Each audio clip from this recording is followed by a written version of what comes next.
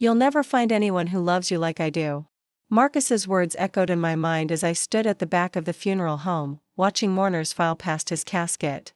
The irony wasn't lost on me that even in death, he was still trying to control my narrative. 3 months had passed since our divorce was finalized, and here I was, attending his funeral not out of grief, but out of a twisted sense of closure. Before we jump back in, tell us where you're tuning in from, and if this story touches you, make sure you're subscribed, because tomorrow, I've saved something extra special for you. The funeral home was packed with faces I recognized from our 5-year marriage. His business associates, his drinking buddies, the neighbors who had witnessed our screaming matches through thin apartment walls. Most of them had chosen his side during the divorce, believing his carefully crafted story about my supposed infidelity. The truth was simpler and more devastating. I had simply wanted a life that didn't revolve around his jealousy, his control, and his increasingly violent temper. I adjusted my black dress, a modest Target purchase that Marcus would have mocked relentlessly. "You dress like a librarian," he used to say, conveniently forgetting that I actually was a librarian. Had been, anyway, before he convinced me to quit my job because he made enough for both of us. Another chain in the elaborate prison he'd built around my life. The service was everything Marcus would have wanted. Dramatic, attention-grabbing, and completely focused on him. Father Rodriguez spoke about forgiveness and redemption, conveniently glossing over the restraining order I'd filed 3 weeks before Marcus's sudden heart attack. The same restraining order that had prompted his final, venomous phone call. "You'll die alone, Sarah. No one will ever love your broken, pathetic self." I watched his mother, Patricia, weeping dramatically in the front row. She'd never liked me, constantly reminding Marcus that he could do better than a small-town girl with no family money. Now she was holding court like a grieving widow, accepting condolences and sympathy while shooting occasional glares in my direction. She'd made it clear I wasn't welcome, but I hadn't come for her approval. The man sitting 3 rows ahead of me caught my attention.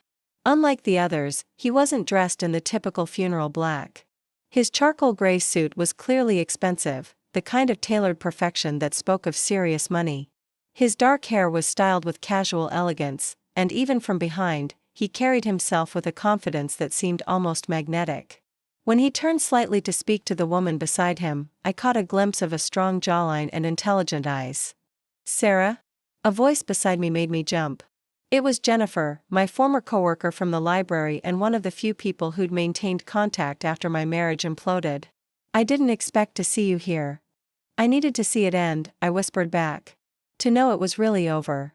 Preparing and narrating this story took us a lot of time, so if you are enjoying it, like this video, it means a lot to us. Now back to the story. Jennifer squeezed my hand. She'd been there during the worst of it, had seen the bruises I'd covered with makeup, had listened to my tearful confessions about Marcus's increasingly erratic behavior. She'd also been the one to help me find the courage to leave.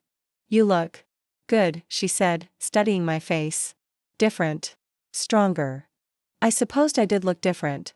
3 months of freedom had given me back some of the confidence Marcus had systematically stripped away. I was sleeping better, eating regularly, and had even started taking evening walks without looking over my shoulder. The constant knot of anxiety in my stomach had begun to loosen. The stranger in the expensive suit turned around fully now, and our eyes met across the crowded room. For a moment, everything else faded away, the droning voice of the priest, the sniffling of mourners, the oppressive atmosphere of forced grief. His eyes were the color of storm clouds, intense and searching. When he smiled slightly, I felt something I hadn't experienced in years, a flutter of genuine attraction. Then reality crashed back. I was at my ex-husband's funeral, for crying out loud. This wasn't the time or place for such thoughts. I looked away, focusing on the elaborate floral arrangements that Patricia had undoubtedly chosen to impress the other mourners. "Do you know who that is?"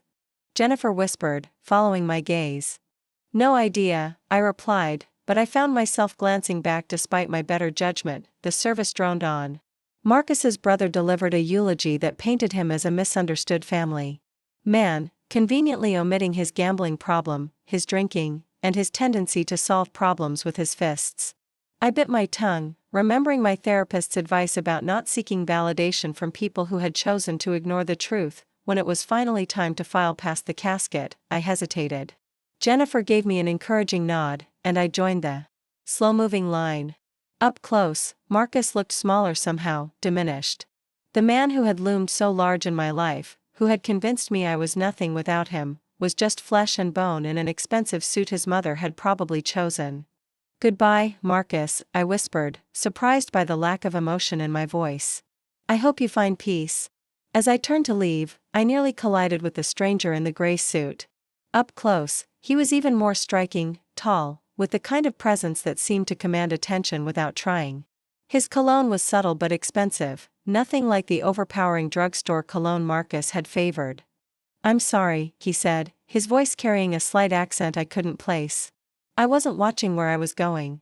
"No harm done," I replied, acutely aware of how close we were standing. There was something about his presence that made me feel simultaneously nervous and safe.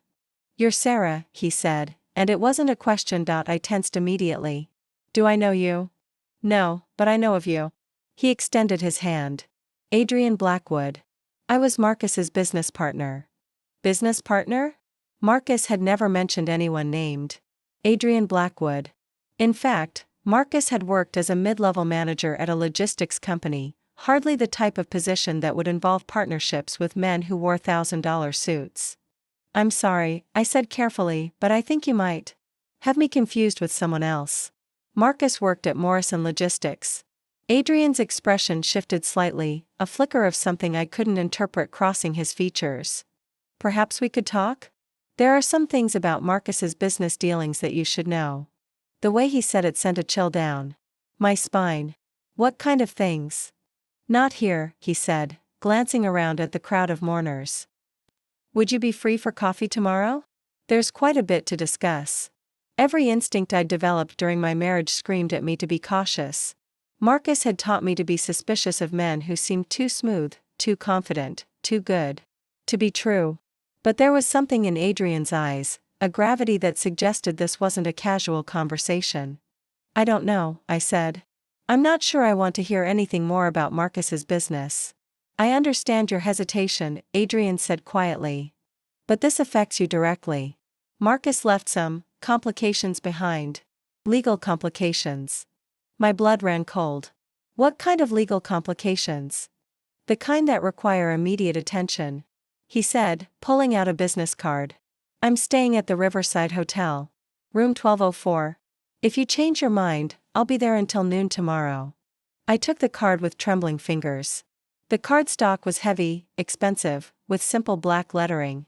Adrien Blackwood, Blackwood Enterprises. Below that, a phone number with a New York area code. "Mrs. Morrison," Patricia's voice cut through our conversation like a blade. Marcus's mother had appeared beside us, her eyes red-rimmed but sharp with malice. "I'm surprised you had the nerve to show up here." "Mrs. Morrison," I replied evenly, "I came to pay my respects." "Respects?" Patricia laughed bitterly. "You destroyed my son's life. Divorced him when he needed you most, and now you show up here looking for attention." I felt Adrien tense beside me, but I kept my voice calm. "I'm sorry for your loss, Patricia. I truly am." "Are you?" she spat. "Because it seems to me like you're already moving on. First the divorce, now this." She gestured vaguely at Adrien, implying something unseemly about our conversation. "Mrs. Morrison," Adrien's voice was polite but carried an undertone of steel. "I was discussing business matters with Sarah. Nothing more." Patricia's eyes narrowed as she took in Adrien's obvious wealth and authority. Her tone shifted slightly, becoming more calculating. "Business? What kind of business would you have with her?" "The kind that's confidential," Adrien replied smoothly. "If you'll excuse us." He placed a gentle hand on my elbow, guiding me away from Patricia's venomous glare. We walked in silence toward the exit, and I was grateful for his intervention. The last thing I needed was a public scene with my former mother-in-law outside. The October air was crisp and clean, a welcome relief from the stifling atmosphere of the funeral home. Adrien walked me to my car, a 10-year-old Honda that looked shabby next to the line of luxury vehicles in the parking lot. "Thank you," I said, fishing in my purse for my keys. "For back there, I mean." Patricia never liked me, but since the divorce, she's grieving, Adrien said diplomatically. People say things they don't mean. No, she meant every word. I found my keys and turned to face him. Can you at least tell me what this is about? The legal complications? Adrien glanced around the parking lot, then stepped closer. Marcus was involved in some questionable business dealings. Investments that weren't exactly legal. When he died, those investments became part of his estate. But we're divorced, I said, panic rising in my voice. I'm not responsible for his debts. It's more complicated than that, Adrien said gently. Some of these investments were made during your marriage, using joint accounts. That creates certain liabilities. I felt the world tilt slightly. How much money are we talking about? Enough to matter, he said. Look, Sarah, I know this is overwhelming. But ignoring it won't make it go away. These people don't just disappear because someone dies. What people? I whispered. The kind you don't want to disappoint, Adrien said grimly. Meet me tomorrow.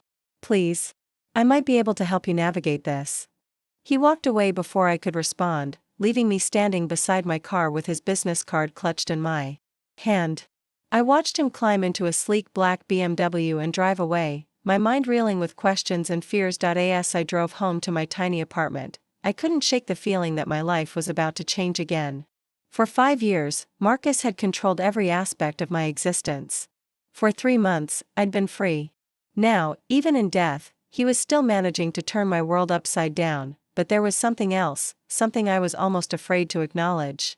Despite the dire warnings about legal complications and dangerous people, I found myself looking forward to seeing Adrien Blackwood again. There had been something in his eyes when he looked at me, not pity, not condescension, but genuine concern. And underneath that concern, something else. Something that made my heart beat faster. I pulled into my parking spot and sat in the car for a moment, staring at his business card.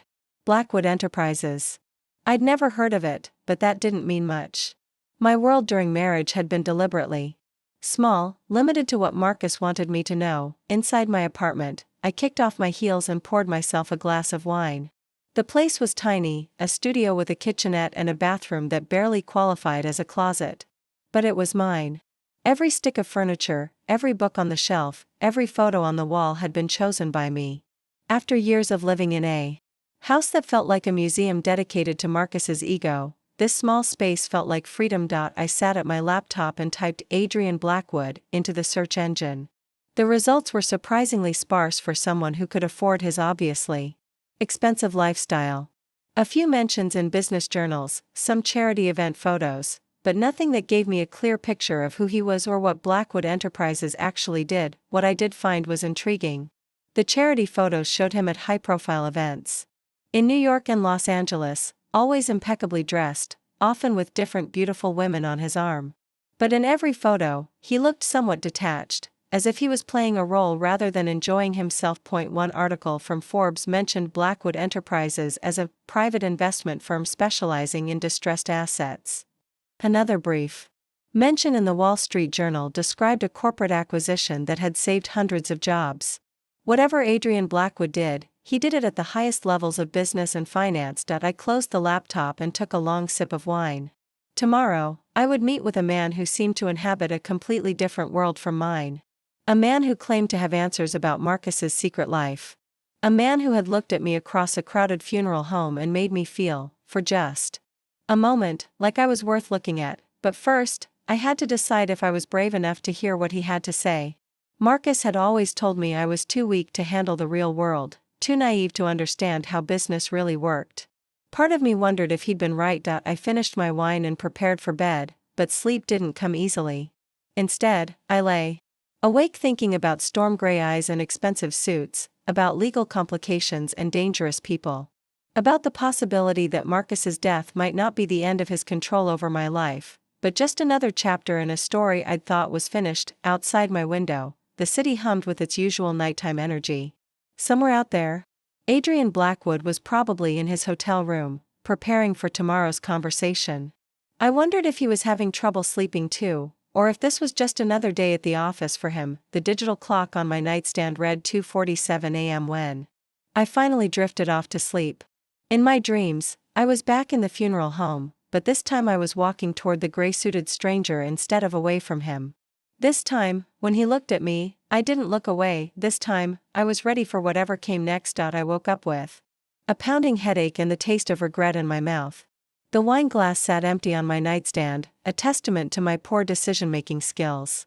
But as I lay there staring at the ceiling, I realized the headache wasn't from the alcohol, it was from the weight of everything Adrien Blackwood had told me. The business card lay on my dresser where I'd placed it the night before. In the harsh light of morning, it looked less mysterious and more ominous. Whatever Marcus had been involved in, it was serious enough to bring a man like Adrien to his funeral. A man who clearly moved in circles that a small-town librarian had no business entering. I made coffee and toast, trying to maintain some semblance of normalcy while my mind raced. The rational part of me screamed to ignore the whole thing. Change my phone number, maybe even move to another city. Start fresh somewhere Marcus's ghost couldn't reach me, but the other part of me, the part that had been systematically crushed during my marriage and was only now beginning to resurface, was curious. More than curious. For the first time in years, I felt like I was on the verge of something important. Something that might actually belong to me. At 10:30 a.m., I found myself standing in the elevator of the Riverside Hotel, wearing my best attempt at business casual, a navy blazer I'd bought for job interviews and dark jeans that were respectable but not trying too hard. The elevator climbed toward the 12th floor, and with each passing floor, my heart rate increased. Room 1204 was at the end of a long, carpeted hallway. The hotel was clearly expensive, the kind of place Marcus would have mocked as pretentious, while secretly being intimidated by it. I raised my hand to knock, then hesitated. Once I heard what Adrien had to say, there would be no going back to my carefully constructed new life. The door opened before I could knock. "Sarah," Adrien said, as if he'd been waiting by the door. "I wasn't sure you'd come." "I almost didn't," I admitted, stepping into the suite. The space was larger than my entire apartment, with floor-to-ceiling windows overlooking the city. Adrien had clearly been working. A laptop sat open on the dining table, surrounded by stacks of documents and manila folders. "Coffee?" he asked, gesturing toward a silver service set that looked like it belonged in a five-star restaurant. "Please," I said, settling into one of the leather chairs. In the natural light, Adrien looked different from the night before. More human, somehow. He'd traded his expensive suit for dark jeans and a white dress shirt with the sleeves rolled up. The casual look didn't diminish his presence, if anything, it made him seem more approachable. He poured coffee into delicate china cups, and I noticed his hands. They were strong, with long fingers and no wedding ring. There was a small scar on his left knuckle, the only flaw in their obvious perfection. "Thank you for coming," he said, taking the chair across from me. "I know this must be overwhelming." "You could say that," I replied, accepting the coffee. "Last night you mentioned legal complications. I haven't been able to think about anything else." Adrien leaned forward, his expression growing serious. "How much did you know about Marcus's financial situation?" "Not much," I admitted. "He handled all the money. Said I didn't need to worry about boring business stuff. I had access to our joint checking account for household expenses, but that was it." "And you never questioned that arrangement?" I felt heat rise in my cheeks. "You have to understand, Marcus was very controlling. He convinced me that I wasn't smart enough to handle financial matters. That I'd just mess things up if I tried to get involved." Adrien's jaw tightened almost imperceptibly. "He was wrong about that." "How would you know?" I asked, surprised by the defensiveness in my voice. "Because I've spent the last 3 months learning everything I can about you," he said quietly. "Your credit score, your employment history, your education. You graduated magna cum laude with a degree in literature and a minor in business. You managed the budget for the library's acquisitions department. You're not stupid, Sarah. You were systematically undermined." I stared at him, unsure whether to be flattered or alarmed. "You investigated me?" "I had to," Adrien said. "Once I realized the extent of Marcus's activities, I needed to know who else might be involved. You were his wife. You had access to joint accounts. From the outside, you looked like a potential co-conspirator." "But I wasn't," I said quickly. "No," he agreed. "You weren't. In fact, you were as much a victim as anyone else." He stood and walked to the table, returning with a thick folder. "This is going to be difficult to hear, but you need to know what you're dealing with." I took the folder with trembling hands. Inside were bank statements, investment records, and what appeared to be contracts written in dense legal language. The numbers were staggering, hundreds of thousands of dollars moving in and out of accounts I'd never seen before. Marcus was laundering money, Adrien said simply. He had a network of shell companies and offshore accounts. On paper, he was investing in legitimate businesses. In reality, he was cleaning cash for some very dangerous people. The coffee cup slipped from my fingers, shattering on the hardwood floor. Adrien was immediately beside me, helping me navigate around the broken china. "I'm sorry," I whispered, though I wasn't sure if I was apologizing for the cup or for my husband's crimes. "Don't apologize," Adrien said firmly. "None of this is your fault." He cleaned up the mess with efficient movements, then returned to his chair. "The problem is that some of these transactions were made using your joint accounts. Your signature is on several documents. As far as the authorities are concerned, you could be considered a co-conspirator." "But I didn't know," I said, panic rising in my voice. "I swear, I had no idea." "I believe you," Adrien said. "But belief and legal proof are two different things. Marcus was very careful to create a paper trail that would implicate you if anything went wrong." I felt sick. Even in death, Marcus was still manipulating my life, still finding ways to control and punish me. What kind of people are we talking about? The ones he was laundering money for? Adrien's expression grew grim. "The kind who don't accept excuses. The kind who believe that debts pass to surviving family members." "How much?" I whispered. $3.7 million. The number hit me like a physical blow. I doubled over, struggling to breathe. $3.7 million. I made $35,000 a year at the library. Even if I worked for the rest of my life, I could never pay back that kind of money. "Sarah," Adrien's voice seemed to come from very far away. "Sarah, breathe." I felt his hand on my back, warm and steady. Slowly, my breathing returned to normal. When I looked up, his face was inches from mine, filled with concern. "I can't pay that back," I said finally. "I don't have that kind of money. I don't even have $1,000 in savings." "I know," Adrien said quietly. "That's why I'm here." "I don't understand." Adrien returned to his seat, running a hand through his hair. "Marcus approached me 6 months ago. He said he had investment opportunities that would generate significant returns. He was charming, convincing. I gave him $2 million to invest. And he disappeared it into his laundering operation. My money helped fund his illegal activities. When he died, that money became part of his estate, which legally belongs to you as his surviving spouse." I stared at him. "You're saying I owe you $2 million? "I'm saying that's what the paperwork shows," Adrien said carefully. "But I'm also saying that I might have a solution." "What kind of solution?" Adrien stood and walked to the window, gazing out at the city below. "I've been tracking Marcus's associates for months. I know who he was working with, where the money went, and how to get it back. But I need help. I need someone who can access his personal files, who knew his habits and patterns." "You want me to spy on my dead husband?" "I want you to help me recover stolen money," Adrien corrected. "Money that rightfully belongs to my investors. Money that could clear your name and get you out of this situation." I stood up, pacing to the other side of the room. "And if I refuse? Then you'll have to deal with Marcus's creditors on your own.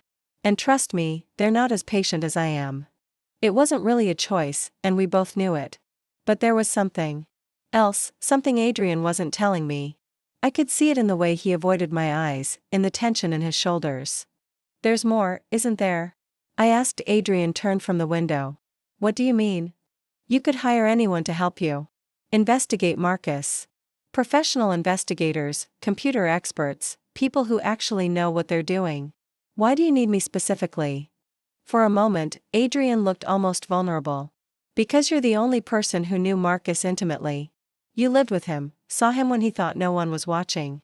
You might notice things that others would miss. And because I think you deserve to know the truth about the man you married. About what he really was." I sat back down, my mind reeling. "What aren't you telling me, Adrien?"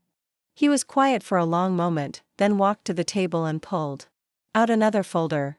This one was thinner, but somehow more ominous. Marcus wasn't just laundering money, he said quietly. He was embezzling from his own clients. Including from charitable organizations. Including from a children's hospital foundation. The words hit me like a slap. No. Marcus had his faults, but he wouldn't steal from sick children. I have the bank records, Adrien said gently. Over the past 2 years, he diverted nearly $500,000 from the Pediatric Cancer Research Fund. Money that was supposed to go toward treatment and research. I felt tears burning my eyes. That's impossible. Marcus volunteered at the hospital. He helped organize fundraisers. He organized them so he could skim money from them, Adrien said. Sarah, I'm sorry, but the man you married was a sociopath. He was charming, manipulative, and completely without conscience. I wanted to argue, to defend the man I'd once loved. But as I thought about it, pieces began to fall into place. Marcus's sudden interest in charity work. His insistence on handling all financial matters for the events he organized. The way he'd always seemed to have more money than his salary should have allowed. The children's hospital, I whispered. We visited there together. He seemed so caring, so compassionate. He was performing, Adrien said. Everything Marcus did was calculated to serve his own interests. Including marrying you. What's that supposed to mean? Adrien hesitated, then pulled out a photograph. It showed Marcus with a woman I didn't recognize, clearly taken at some kind of business meeting. Marcus was already married when he met you. Common-law marriage to a woman named Elena Vasquez. She was his partner in the money laundering operation. The room spun around me. That's impossible. I saw our marriage certificate. We had a ceremony. A ceremony that was legally meaningless, Adrien said gently. Marcus's marriage to Elena was never dissolved. Your marriage to him was bigamous. I sank into the chair, struggling to process this information. My marriage, the 5 years of my life I'd given to Marcus, the abuse I'd endured, the isolation I'd accepted, all of it had been built on a lie. Why? I whispered. Why would he do that? Because he needed a legitimate front, Adrien said. A respectable wife with a clean background. Someone who could co-sign documents and provide cover for his activities. And when things went wrong, someone who could take the fall. The cruelty of it was breathtaking.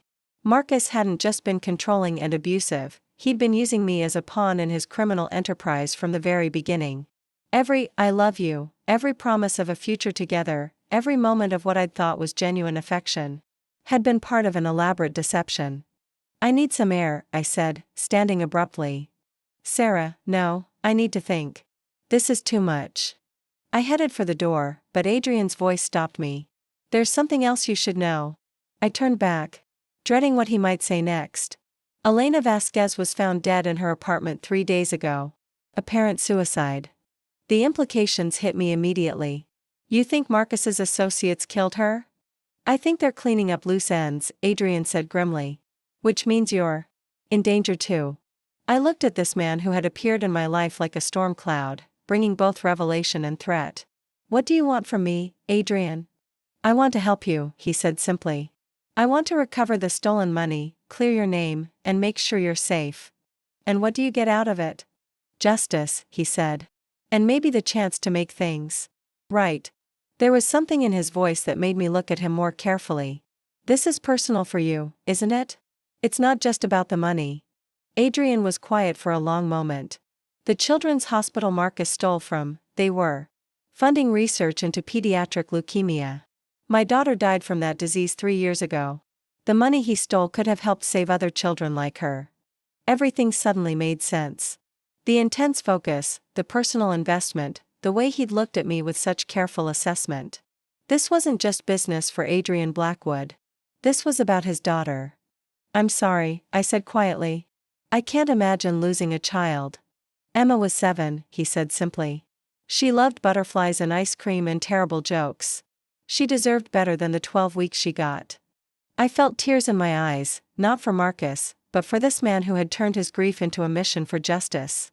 What do you need me to do? Help me find where Marcus hid the money. Help me understand his network, his methods. Help me make sure he can't hurt anyone else, even from the grave. I thought about the children who wouldn't get treatment because of Marcus's greed. About the families who would suffer because of his Schemes. About the woman who had died because she'd been part of his world. Okay, I said. I'll help you. Adrien's smile was like sunrise after a long night. Thank you. But I have conditions, I said, finding strength I didn't know I possessed. I want to know everything. No more surprises, no more revelations. If I'm going to do this, I'm going to do it with full knowledge of what I'm getting into. Agreed. Adrien said. And I want to be a partner in this, not just a tool you're using. I want to understand what we're doing and why. Of course. I took a deep breath. And I want to know more about you. If I'm going to trust you with my life, I need to know who you really are. Adrien's expression grew more guarded. What do you want to know? Everything, I said. Starting with how a man wealthy enough to stay in presidential suites gets personally involved in tracking down a small-time money launderer. That, Adrien said, is a much longer story. I have time, I said, settling back into my chair. After all, it seems like my old life is over anyway. The least you can do is help me understand what the new one is going to look like. And as Adrien began to tell me about his daughter, his business empire, and his quest for justice, I realized that Marcus had been wrong about one thing. I wasn't going to die alone. I was going to live, really live, for the first time. In years, the man I'd met at my ex-husband's funeral was about to become my partner in uncovering the truth. And maybe, just maybe, something more. Adrien poured himself another cup of coffee before settling back into his chair. The afternoon sun streamed through the hotel suite's windows, casting long shadows across the scattered documents. He looked different now, more human, more vulnerable. The carefully constructed mask of the polished businessman had slipped, revealing glimpses of the grieving father beneath. My full name is Adrien Blackwood III, he began, his voice carrying a weight I hadn't heard before. My grandfather started Blackwood Enterprises in 1952 with a single trucking company. My father expanded it into logistics, then shipping, then manufacturing. By the time I inherited the company, it was worth just over $1 billion. I nearly choked on my coffee. $1 billion? 1.3 billion, to be precise. Adrien said matter-of-factly. Though money doesn't mean much when you can't save the one person who matters most to you. He stood and walked to his briefcase, pulling out a silver-framed photograph. When he handed it to me, I saw a beautiful little girl with dark hair and bright eyes, missing her 2 front teeth in a gap-toothed grin. She was wearing a butterfly costume, complete with gossamer wings. Emma, he said simply. Halloween, 2 years before she got sick. She's beautiful, I whispered, studying the photo. There was something about the child's eyes that reminded me of Adrien, intelligent, curious, full of life. She was diagnosed with acute lymphoblastic leukemia when she was 5, Adrien continued, his voice growing quieter. The doctors said it was treatable, that children had a high survival rate. We threw everything we had at it, the best doctors, experimental treatments, clinical trials. Nothing worked. I set the photo carefully on the table between us. What about her mother? Adrien's expression darkened. Victoria left when Emma was diagnosed. Said she couldn't handle watching her daughter die. She moved to Paris and hasn't contacted me since. The casual way he delivered this information made it even more devastating. I couldn't imagine abandoning a sick child, let alone my own child. I'm sorry. Don't be, Adrien said, though I could see the pain in his eyes. It showed me who Victoria really was. Emma and I were better off without her. But you weren't better off without Emma. No, he agreed quietly. I wasn't. Adrien returned to his chair, his hands clasped tightly in front of him. After Emma died, I threw myself into work. Blackwood Enterprises acquired 12 companies in 18 months. I worked 20-hour days, traveled constantly, anything to avoid going home to an empty house. That sounds lonely. It was, he said. But it was also easier than dealing with the grief. Until 6 months ago, when Marcus approached me. I leaned forward. How did he find you? Through my assistant, actually. Marcus had done his homework, he knew about Emma, about the donations I'd made to pediatric cancer research. He positioned himself as someone who could help me make a difference in children's lives. What exactly did he propose? Adrien pulled out another folder, this one containing what looked like investment prospectuses. He said he'd identified several. biotech companies that were developing promising treatments for childhood cancers. Small companies that needed capital to continue their research. He offered to manage my investments, to use his connections to get us better access to the most promising opportunities. I flipped through the documents, noting the professional presentation and detailed financial projections. These look legitimate. They are legitimate, Adrien said. That's what made Marcus so dangerous. He mixed real investments with fake ones, legitimate companies with shell corporations. By the time I realized what was happening, he'd already moved $2 million into his laundering operation. How did you figure it out? One of the companies he'd invested in, Meridian Biotech, contacted me directly. They said they'd never received the money Marcus claimed to have sent them. When I started investigating, I found that half the companies on his list didn't exist. I set down the documents, my mind racing. So Marcus was stealing from you while pretending to help sick children? He was stealing from everyone, Adrien corrected. I wasn't his only investor. I've identified at least 6 other people who gave him money, including 2 other parents who'd lost children to cancer. The cruelty of it was staggering. Marcus had targeted grieving parents, people who were desperate to find meaning in their loss. He'd used their love for their dead children to fund his criminal enterprise. How did you track him down? I hired a private investigation firm, Adrien said. The best money can buy. They spent 3 months following Marcus's trail, documenting his connections, mapping his network. That's how I learned about the money laundering, the embezzlement, the fake marriage to you. And Elena Vasquez? She was the key to the whole operation, Adrien said. Marcus needed someone who could move money internationally, someone with connections to the kind of people who needed their cash cleaned. Elena had those connections. But now she's dead. Which means Marcus's associates are getting nervous. They're eliminating anyone who might connect them to the operation. I felt a chill run down my spine. Including me? You're the one person left who had access to Marcus's personal files, his home computer, his private documents. If he left any evidence of his network, you're the only one who would know where to find it. But I don't know where to find it, I protested. I told you, Marcus kept me completely separate from his business dealings. Maybe, Adrien said. But you lived with him for 5 years. You saw him when he thought no one was watching. You might have noticed things without realizing their significance. I thought back to the early days of our relationship, when Marcus had seemed charming and attentive. Even then, there had been odd moments, phone calls he'd take in another room, unexplained absences, flashes of anger when I asked innocent questions about his work. There were times, I said slowly, when he'd disappear for hours without explanation. He'd say he was meeting clients, but he'd come back smelling like cigarettes and alcohol. Marcus didn't smoke or drink during the day, Adrien noted. At least, not that I observed. No, he didn't.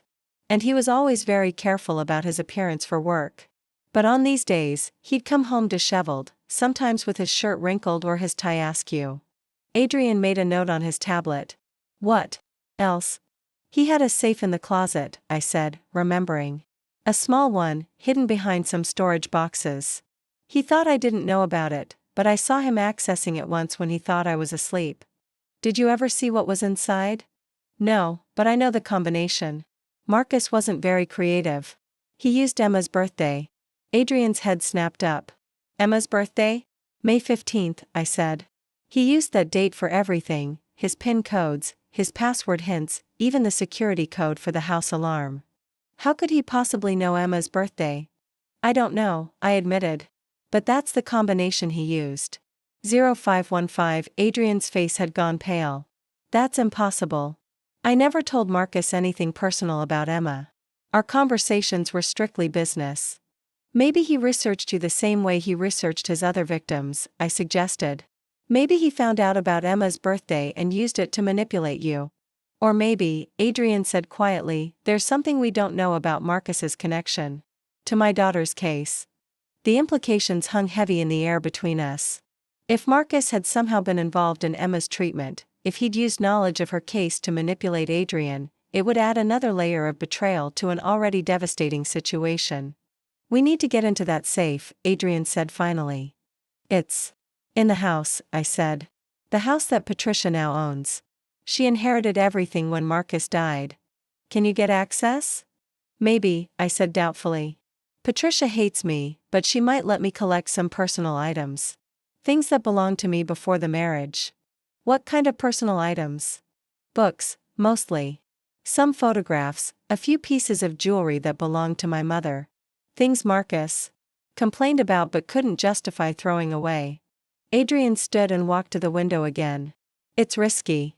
If Marcus's associates are watching the house, they might see you there. Then we need to be careful, I said. But Adrien, if there's evidence in that safe that connects Marcus to Emma's case, don't you need to know? He turned back to me, his expression tortured. I'm not sure I can handle knowing that my daughter's suffering was part of someone's criminal scheme. And I'm not sure I can handle not knowing if my husband was even more of a monster than I already thought, I said. But we both need the truth, don't we? Adrien was quiet for a long moment. There's something else, he said finally. Something? I haven't told you. What now? The private investigators I hired, they didn't just investigate Marcus. They investigated everyone connected to him. Including you. I felt my stomach drop. What did they find? Nothing criminal, Adrien said quickly. But they found some interesting patterns. You were hospitalized twice during your marriage, once for a broken wrist, once for a concussion. Both times, you told the doctors you'd fallen downstairs. I did fall downstairs, I said defensively, then stopped. The first time. And the second time? Marcus pushed me, I whispered. I was arguing with him about a credit card bill I'd found. He got angry and shoved me. I hit my head on the corner of the coffee table. Adrien's jaw tightened. Why didn't you report it? Because I was scared, I said. And because I thought it was my fault. Marcus was very good at making me believe that everything was my fault. It wasn't your fault, Adrien said firmly. None of it was your fault. How can you be so sure? Because I've seen the psychological profiles, Adrien said. Marcus was a textbook sociopath. He targeted vulnerable people, isolated them, manipulated them. You were just one of his victims. I felt tears threatening again. I used to be strong. You know.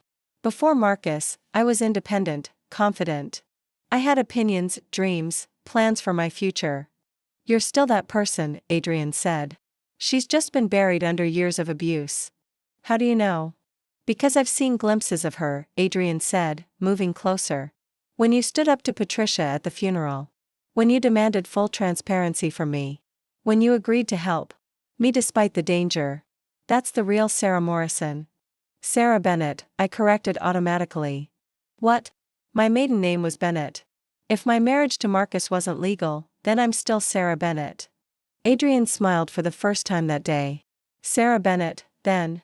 The woman who's going to help me bring down the man who stole from sick children. And who's going to help you find out what really happened to Emma? Yes, Adrien said quietly. That too. I stood and walked to where he stood by the window. Up close, I could see the exhaustion in his eyes, the lines of grief that had been carved by 3 years of mourning. When was the last time you took a break from all this? I don't take breaks, Adrien said. I can't afford to. Everyone needs to rest, I said. Even billionaire vigilantes. Is that what I am? Isn't it? I asked. Using your resources to fight crime, seeking justice for the innocent? Adrien's smile was sad. If I'm a vigilante, then what does that make you? Your partner, I said simply. Your very inexperienced, slightly terrified partner. You don't have to be terrified, Adrien said. I'll protect you. Promise? I promise, he said, and something in his voice made me believe him. We stood there for a moment, the weight of our shared mission settling between us. Tomorrow, we would begin the dangerous work of uncovering Marcus's secrets. We would risk our safety to find the truth about stolen money, dead children, and the web of lies that had destroyed so many lives, but tonight, for just a moment, we were two people who had found each other in the wreckage of tragedy. Two people who had lost everything but were willing to risk what little they had left for justice. I should go, I said finally. I need to call Patricia and arrange to get my things from the house. Be careful, Adrien said. And call me as soon as you're done. I want to know you're safe.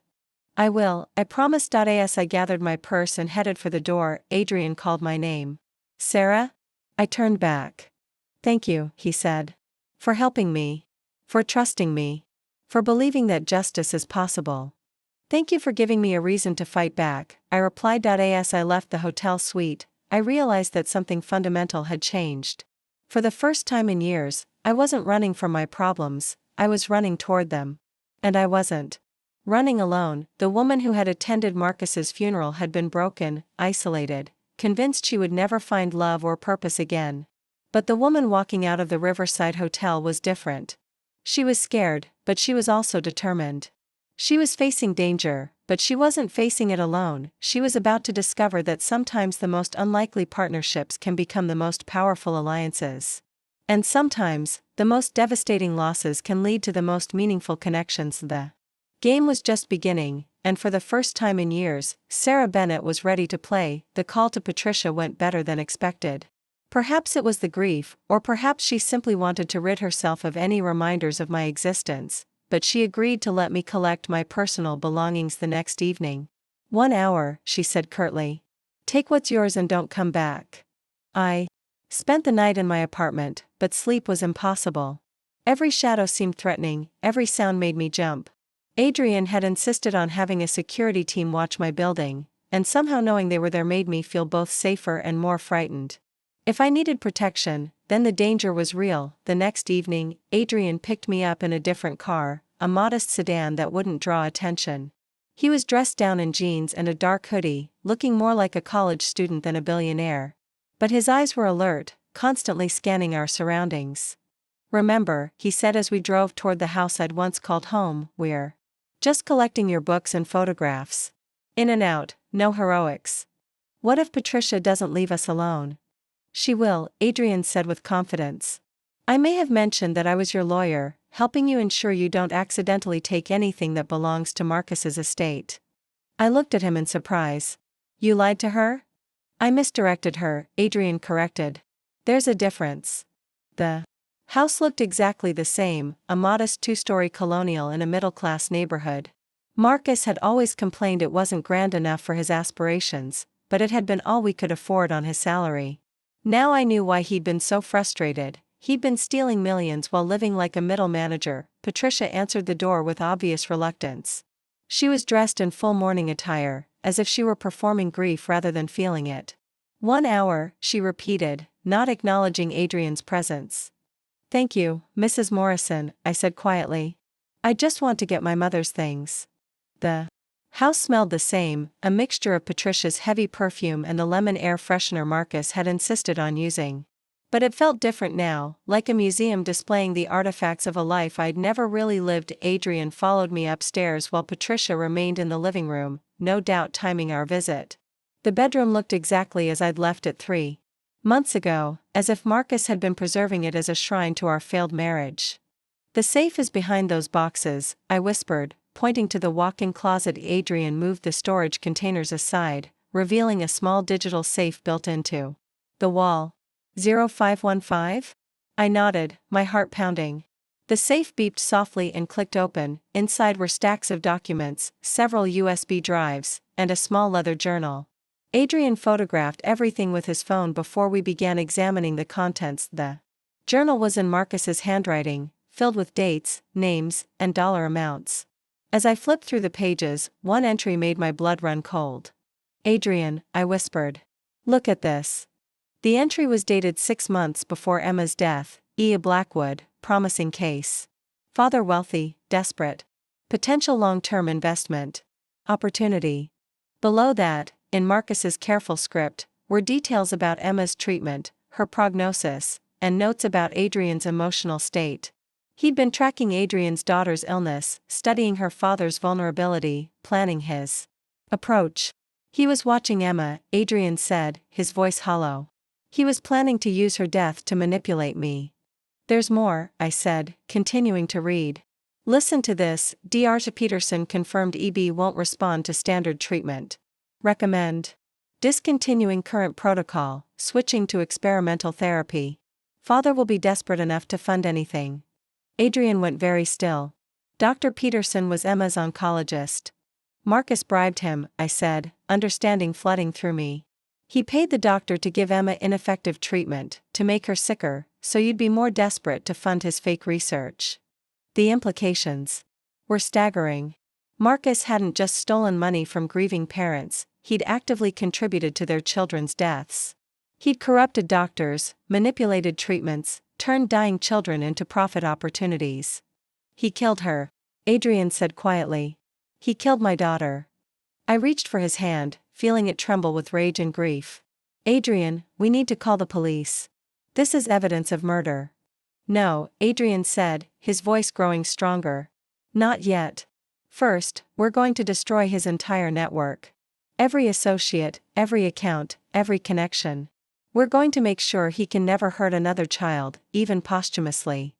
We photographed the remaining documents, finding evidence of the money laundering network, the embezzlement scheme, and a list of other families Marcus had targeted. Each name represented a tragedy he'd exploited for profit. Time's up, Patricia's voice called from downstairs. We quickly packed my few belongings, some books, my mother's jewelry, and a small photograph of my parents. As we prepared to leave, Adrien palmed several of the USB drives from the safe. I'm sorry for your loss, Adrien said to Patricia as we reached the front door, his voice perfectly controlled despite what we'd just discovered. Don't patronize me, Patricia snapped. I know what you people think of my son. But he was a good man who made some mistakes. He was a monster, I said quietly. And you knew it. Patricia's face went white. How dare you? You knew he was violent, I continued. You knew he was stealing. You knew he was sick. But you chose to enable him because it was easier than admitting you'd raised a sociopath. Get out, Patricia whispered. Get out of my house. As we drove away, I felt a strange sense of closure. Not peace, there could be no peace until Marcus's victims received justice, but clarity. For the first time, I understood exactly who my husband had been and what he'd done. What now? I asked Adrien. Now we go to war, he said. The next weeks passed in a blur of activity.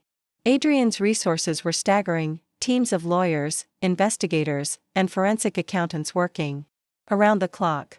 We turned Marcus's own documentation against his network, using his meticulous records to identify every associate, every account, every crime. Dr. Peterson was arrested first, charged with medical fraud and contributing to the death of a minor. The evidence from Marcus's journal was overwhelming, detailed records of how he'd been paid to provide inadequate treatment to make parents more desperate. The money laundering network collapsed like a house of cards. Without Marcus to coordinate the operation, his associates turned on each other, each trying to save themselves by providing evidence against the others. The Children's Hospital received a full restitution of the stolen funds, plus a substantial donation from Adrien's personal fortune. Similar payments went to the families Marcus had defrauded, though money could never truly compensate for their losses. Elena Vasquez's death was ruled a homicide, not suicide. The man who killed her was found dead in his apartment, apparently eliminated by his own associates to prevent him from talking, but the most important discovery came from one of Marcus's encrypted files. Hidden in his computer were records of other children he'd been tracking, sick children whose parents had money, whose desperation could be exploited. The list included Emma's name, along with dozens of others. He had a whole system, Adrien said as we reviewed the evidence in his hotel suite. He was identifying vulnerable families, corrupting their medical care, then positioning himself as their savior. How many children? I asked, though I wasn't sure I wanted to know. 17 that we can confirm, Adrien said. 17 families. He destroyed for profit. The weight of it was crushing. Marcus hadn't just been a criminal, he'd been a predator who fed on the most vulnerable people in society. Parents watching their children die. The FBI wants to interview you again, Adrien said. They're building a case against the entire network. Good, I said. I want them all to pay. They will, Adrien promised. But Sarah, you need to know. This is going to get a lot of media attention. Your story, our investigation, everything we've uncovered. Are you ready for that? I thought about the shy, broken woman who'd attended Marcus's funeral just months ago. She would have been terrified of media attention, of public scrutiny. But that woman was gone, replaced by someone stronger. Let them come, I said. Let everyone know what Marcus Morrison really was. The media storm that followed was intense but brief. The story of the billionaire and the librarian who'd brought down a network of child killers captured public attention, but Adrien's security team managed to protect our privacy when we needed it most. The trials took 2 years. I testified against Marcus's associates, facing down the very people who had threatened my life. Adrien was beside me through every deposition, every court appearance, every moment when the weight of what we'd uncovered threatened to crush me. In the end, 17 people were convicted of crimes ranging from medical fraud to murder. The money laundering network was dismantled, and new regulations were put in place to prevent similar schemes from targeting vulnerable families, but the real victory wasn't in the courtroom. It was in the children's hospital that began receiving proper funding for research. It was in the families who finally received justice for their losses. It was in the knowledge that Marcus's evil had been exposed and could never hurt anyone again. Do you think Emma would be proud?